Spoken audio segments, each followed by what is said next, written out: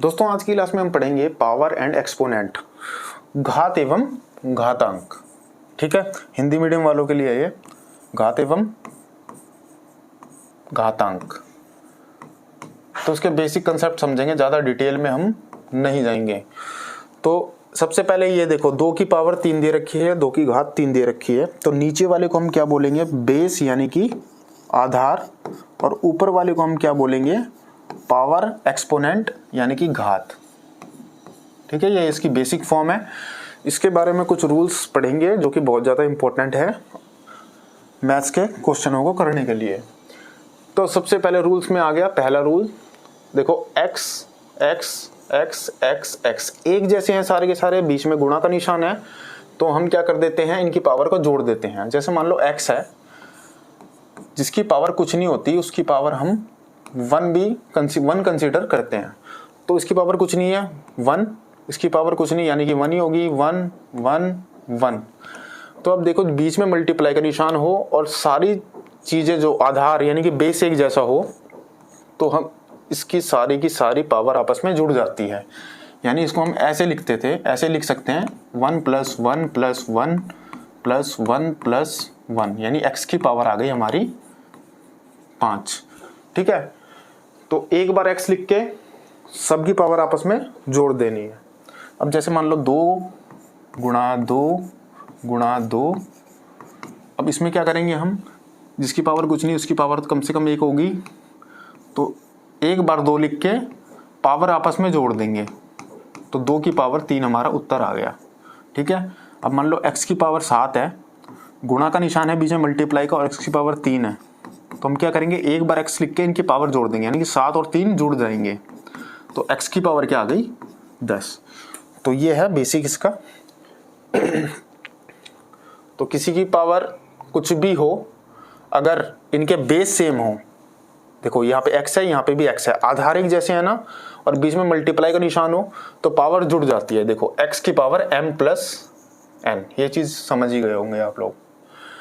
तो गुणा का निशान हो तो पावर जुड़ जाएंगी, लेकिन अगर भाग का निशान हो, डिवाइड का निशान हो, तो पावर आपस में माइनस हो जाएंगी। जैसे x की पावर 8 है, डिवाइड बाय x की पावर 2, तो आधे बच्चे क्या लिखते हैं? भैया x की पावर क्या आ गया? 8 को 2 से डिवाइड कर दिया, 4 आ गया। ऐसा नहीं है, x की पावर क्या होगा? बीच में डिवाइड का निशान है, आधार एक जैसे हैं, बेस एक जैसे हैं, तो पावर आपस में क्या हो जाएंगी? माइनस, यानी 8 में से 2 माइनस होगा, तो x की पावर क्या आ गया? 6। ठीक है, अब नेक्स्ट है, तो मल्टीप्लाई होगा तो पावर आपस में जुड़ेंगी, जैसे जुड़ी दिया है।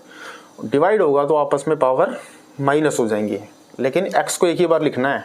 ठीक है, एक बार उसको लिख के, अब मान लो 2 की पावर 2 है और 3 की पावर 7 है, तो जब आधार एक जैसे नहीं है तो इसके बीच में कुछ भी नहीं हो सकता।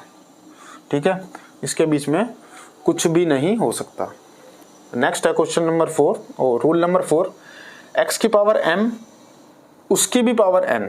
तो x की पावर तो पहले m थी, और ब्रैकेट डाल के इन दोनों की पावर भी n है, तो ऐसे केस में क्या होगा? x की पावर क्या हो जाएगी? mn। ये पावर आपस में मल्टीप्लाई हो जाती है। ठीक है, अभी देखते हैं कैसे। तो मान लो जैसे 2 की पावर,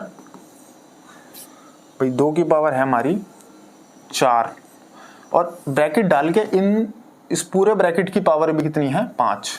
तो पावर आपस में मल्टीप्लाई हो जाती है। ठीक है, जैसे m और m था, उसकी भी पावर n थी, तो mn आपस में मल्टीप्लाई हुए, वैसे ही 4 और 5 आपस में मल्टीप्लाई हो जाएंगे, तो 4 पंचे 20। ठीक है, तो ये वाला रूल ये है। नेक्स्ट है, x फ्रैक्शन में है, x/y की पावर m। ठीक है, तो हम इनकी पावर को अलग अलग भी लिख सकते हैं, x की पावर m, y की पावर m। ठीक है, 2/7 की पावर अगर 2 है, तो इनकी पावर को हम अलग भी कर सकते हैं। भाई 2 की पावर 2 लिख लो ऊपर, और नीचे 7 की पावर 2 लिख लो, पावर को अलग अलग भी कर सकते हैं। ठीक है, नेक्स्ट है x × y की पावर m, वही है सेम, x की पावर m अलग लिख लो, y की पावर m अलग लिख लिया। ठीक है, x की m अलग, y की m अलग, क्योंकि पूरे ब्रैकेट की पावर है ये, इस पूरे ब्रैकेट की पावर m है, तो x की पावर m हुई और y की पावर भी m। नेक्स्ट है x की पावर m, y की पावर m अगर इक्वल है तो x equal to y।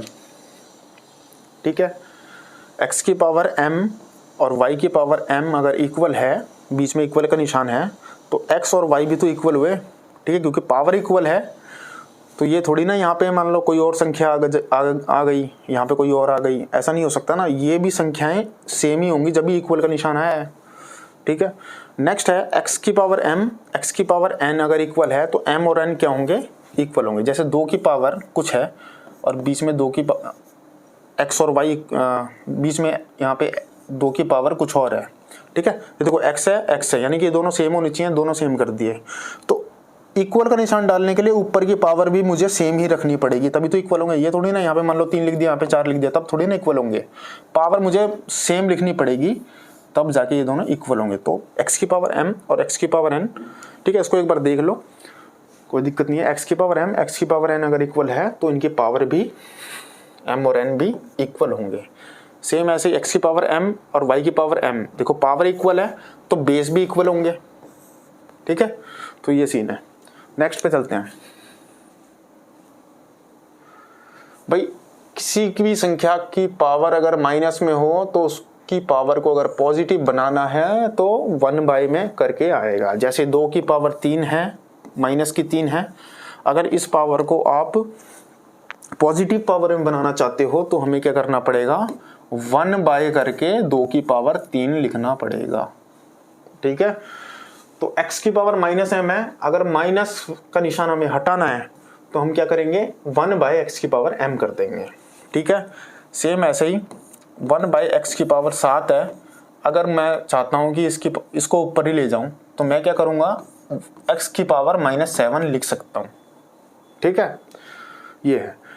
Next है भाई x/y की पावर -m है, तो अगर इस पावर को मुझे पॉजिटिव में बदलना है तो मैं क्या करूंगा, नीचे वाला तो ऊपर, ऊपर वाला नीचे, यानी y/x की पावर m।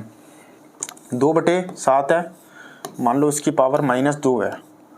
अब पावर को मैं जी प्लस में करना चाहता हूँ, माइनस में नहीं करना मुझे, तो मैं क्या करूँगा, 7 को ऊपर ले गया, 2 को नीचे ले गया, और इसकी पावर अब मैं पॉजिटिव में लिख सकता हूँ। ठीक है, कोई भी संख्या है जिसकी माइनस में है, मान लो -3 है, अगर इसकी पावर क्या हुई, इवन हुई, यानी कि एक सम संख्या हुई, जैसे 4 हो गई मान लो इसकी पावर, सम संख्या, इवन नंबर, तो रिजल्ट क्या आएगा, पॉजिटिव आएगा। कैसे आएगा, जैसे -3 की पावर 4 है तो -3 को 4 बार लिखने का। ठीक है, अब सिंपल सी बात देखो, एक माइनस से ये माइनस कट गया, एक माइनस से ये माइनस कट गया, तो रिजल्ट तो हमें पॉजिटिव ही मिलेगा। ठीक है, 3 3 9 9 3 27 27 81, कोई माइनस का साइन ही नहीं छोड़ेगा। तो कोई भी नंबर है जिसकी पावर इवन हो तो रिजल्ट हमेशा पॉजिटिव ही मिलेगा। देखो पॉजिटिव रिजल्ट ही हमें मिला है। कोई भी नंबर है जिसकी पावर ओड हो तो उसका रिजल्ट हमेशा हमें नेगेटिव मिलेगा। अब -3 है, इसकी पावर मैं इवन नंबर यानी कि सम संख्या नहीं करके विषम संख्या करता हूँ, यानी कि ऑड नंबर कर दूँ इसकी पावर में, तो अब देखो -3 को कितनी बार लिखने का, 3 बार। माइनस से माइनस कट गया, एक माइनस अभी भी रहता है, तो मैं क्या लिखूंगा आंसर में, एक माइनस और लिखूंगा। तो अगर ऑड नंबर हो, कोई भी माइनस नेगेटिव नंबर हो, उसकी पावर अगर ऑड नंबर हो तो रिजल्ट ऑलवेज भी नेगेटिव, रिजल्ट देख लो हमेशा नेगेटिव आएगा। ठीक है, लास्ट देखते हैं भाई, x की पावर m, ठीक है, उसकी पावर n। भाई x की पावर m, उसकी power n not equal to x की पावर mn। ठीक है, मान लो 2 की पावर 3 है,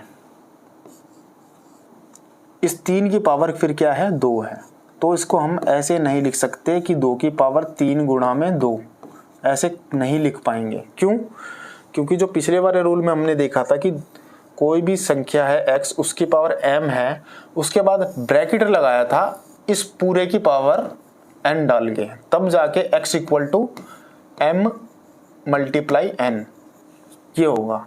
लेकिन यहाँ पे क्या दे रखा है, x की पावर m है और ब्रैकेट नहीं डाल रखा, और m की पावर भी n है। ये जो n पावर है ये सिर्फ m की है, x की नहीं है। तो इसको हम ऐसे नहीं लिख सकते, इसको हम 3 की पावर 2 यानी कि 3 की 2 बार मल्टीप्लाई करनी यानी कि 2 की पावर 9। ठीक है, इसको ऐसे नहीं लिख सकते कि 2 की पावर 3 दूनी 6, ऐसे नहीं लिख पाएंगे, क्योंकि ये 2 जो पावर है वो सिर्फ 3 की है, इस 2 की नहीं है।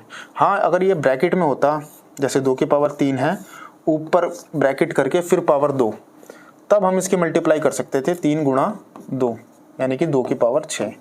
लेकिन अभी इस हालात में नहीं कर सकते, क्योंकि पावर सिर्फ ये इसी की है। ठीक है।